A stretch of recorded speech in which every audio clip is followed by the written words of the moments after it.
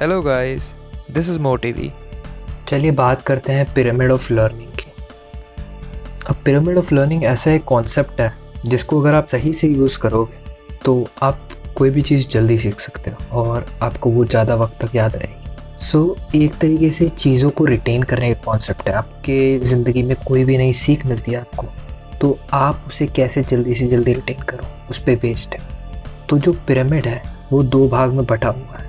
एक है passive teaching method और दूसरा है पार्टिसिपेटरी टीचिंग मेथड। पैसिव यानी जहाँ पे बस आप सुन रहे हो, चीज़ को अब्जॉर्ब कर लो, अपने भीतर ले लो, वो कुछ भी हो सकता है। पार्टिसिपेटरी टीचिंग मेथड में वो आता है जिसमें आप कुछ कर रहे हो और उससे आप कुछ सीख मिलती है। तो ज़्यादातर जब आप किसी चीज़ को करके सीखोगे वो चीज़ आपको जल्दी समझ आएगी और ज़्यादा वक्त तक याद रहेगी। पर जो आप पैसिवली समझ रहे हो, किसी और ने आपको बताया इसलिए सुन रहे हो, समझ रहे हो, वो आप जल्दी भूल जाते हो। तो पैसिव टीचिंग मेथड में आते हैं लेक्चर। जैसे आप क्लासरूम में बैठ के पढ़ रहे हो, कोई भी चीज़ सुन रहे हो, समझ रहे हो, तो लेक्चर का रिटेंशन रेट होता है 5%, यानी आप 95% चीज़ भूल जाओगे जैसे ही वो लेक्चर ख़त्म हो जाए। इसलिए हमें कहा जाता है घर जाके एक बार रिवाइज कर लो उस चीज़ को। अब सेकेंड स्टेज में आता है रीडिंग। आप कोई चीज़ पढ़ रहे हो, जब आप कोई चीज़ पढ़ते हो तो उसका 10% ही आप अब्जॉर्व कर पाते हो अपने दिमाग में, मतलब 90% आप भूल जाते हो पढ़ने के बाद। उसके बाद आता है हमारा ऑडियो या विजुअल। ऑडियो या विजुअल में हो सकता है जैसे आपने कोई पॉडकास्ट सुना या वीडियो देखा उस टॉपिक से रिलेटेड, ठीक है। इसका रिटेंशन रेट है 20%, 80% आप भूल जाते हो। तो रीडिंग और लेक्चर से कुछ हद तक अच्छा है। फिर आता है हमारा डेमोन्स्ट्रेशन। डेमोन्स्ट्रेशन यानी किसी ने आपके सामने कुछ करके दिखाया। जैसे बायोलॉजी का कॉन्सेप्ट है, अगर आप उसे बुक में देखोगे और अगर आप माइक्रोस्कोप के थ्रू डायरेक्टली देखोगे तो माइक्रोस्कोप से देखी हुई चीज़ आपको ज़्यादा वक्त तक याद रहेगी और आपको जल्दी समझ आएगी। जो पैसिव टीचिंग मेथड है उसका मैक्सिमम था 30%, जो कि डेमोन्स्ट्रेशन में था। किसी ने आपको चीज़ दिखाई इसलिए आपको समझ आई। इसमें इतना ज़्यादा लर्निंग रिटेंशन नहीं है, यानी कोई भी चीज़ आपको कम समझ आएगी और कम वक्त तक याद रहेगी। इससे बढ़िया जो चीज़ है वो है participatory teaching method. Participatory teaching method में पहली चीज़ जो आती है वो होता है डिस्कशन ग्रुप। यानी आप किसी भी टॉपिक के बारे में डिस्कस करने बैठे, तो जब आप डिस्कस करते हो कोई चीज़ किसी के साथ तो अलग अलग पॉइंट ऑफ व्यू आते हैं आपके सामने और आपकी जो कॉन्सेप्ट की अंडरस्टैंडिंग है वो बढ़ जाती है, ठीक है। क्योंकि हर बंदा अलग तरीके से समझता है, तो हर बंदे का अलग व्यू पॉइंट है। जब आप डिस्कस करते हो तो वो सारे व्यू पॉइंट आप समझ पाते हो, ठीक है, और अपने व्यू पॉइंट दूसरों को रख पाते हो। तो अपने व्यू पॉइंट एक्सप्रेस करना भी एक स्किल है जो तभी हो सकती है जब आपकी किसी चीज़ में अंडरस्टैंडिंग अच्छी हो। तो जो डिस्कशन ग्रुप मेथड है उसका रिटेंशन रेट है 50%।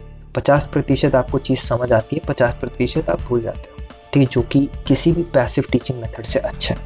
एक चीज़ जो आपको याद रखनी है, कुछ हद तक पार्टिसिपेटरी टीचिंग मॉडल को इम्प्लीमेंट करने के लिए आपको पैसिव टीचिंग मेथड्स के थ्रू ही जाना पड़ेगा।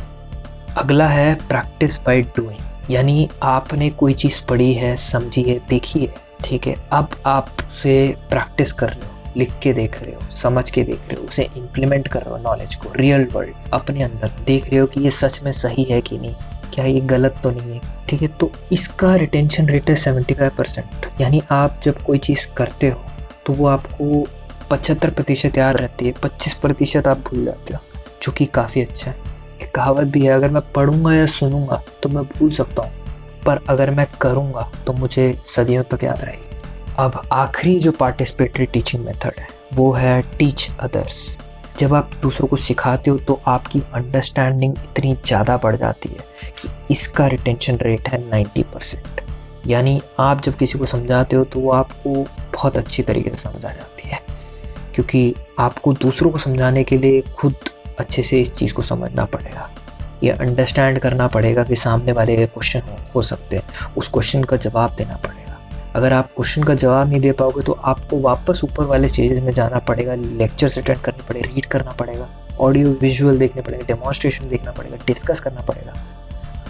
इन सारे स्टेजेस का आप फॉलो करोगे तो आप कोई भी चीज़ जल्दी और ज़्यादा वक्त तक याद रख सकते हो, ठीक है। कोई भी कॉन्सेप्ट आपके लिए समझना आसान हो जाएगा। तो आपको मेन जब भी कोई चीज़ सीख रहे हो तो पैसिव टीचिंग मेथड में से कोई भी एक या दो चीज़ पिक करिए।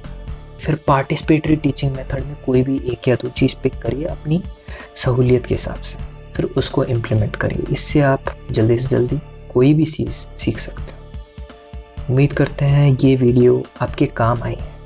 अगर ऐसा है तो इस वीडियो को लाइक करिए, कमेंट सेक्शन में कोई सजेशन है तो टाइप करिए, मेरे चैनल को सब्सक्राइब करिए और अपने फ्रेंड्स के साथ